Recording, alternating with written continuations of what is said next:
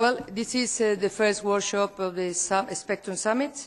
I have to tell you that we have a long list of speakers, so each speaker will have no more than 5 minutes.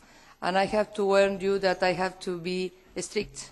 I have no any other way to do it, because if not, we don't have time for the debate, and I am sure many people is anxious to intervene in this meeting, this workshop.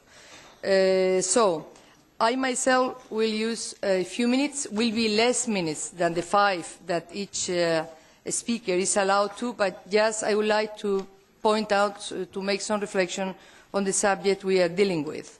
Well, first, to start with, on the spectrum contribution to economic recovery and social inclusion. There is no doubt that spectrum exploited efficiently and intelligently can be an important lever for economic deployment. It is estimated, as you know, I would say it underestimated, that the spectrum-related economic activities account for around 3% of the GDP. And can we imagine, with these figures, the productivity and growth gains that could be derived from a more efficient use of radio frequency in the Union? But in the same manner, the contribution that the spectrum can make to a more cohesive and inclusive society is also enormous. As the 2015 EU Digital Agenda report, recently approved in Parliament by the ITRE Committee, emphasised, access at competitive prices to high-speed broadband and adequate digital skills are prerequisites for participating effectively in today's digital society. Spectrum can bring the cost barriers down and allow all citizens to benefit from a competitive digital single market.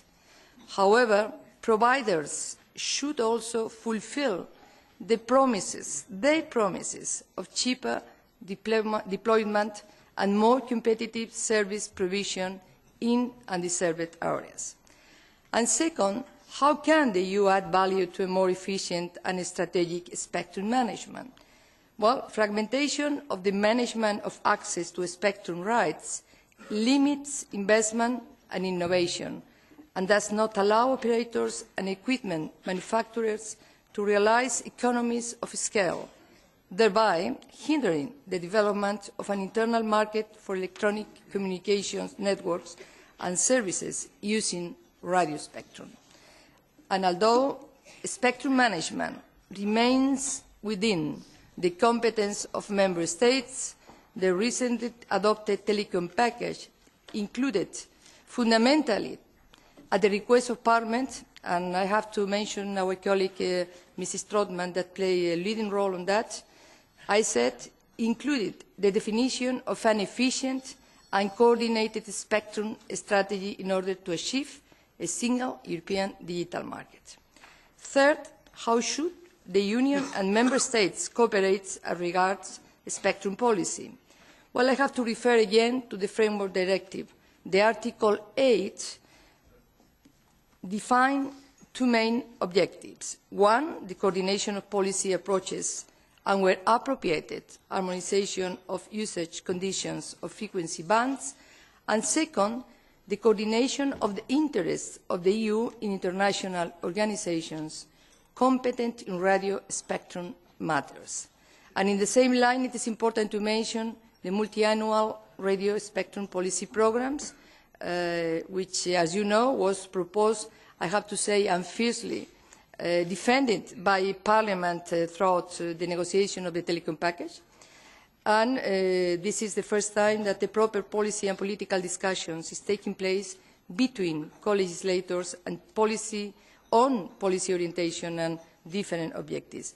And finally, let me put two questions on the floor, which I consider also important. First, which spectrum bands should be the first radio spectrum policy programme considered for the EU harmonisation? And second, which type of harmonisation should be sought? And then, finally, how can we make Europe speak with a single voice in this area in the international fora?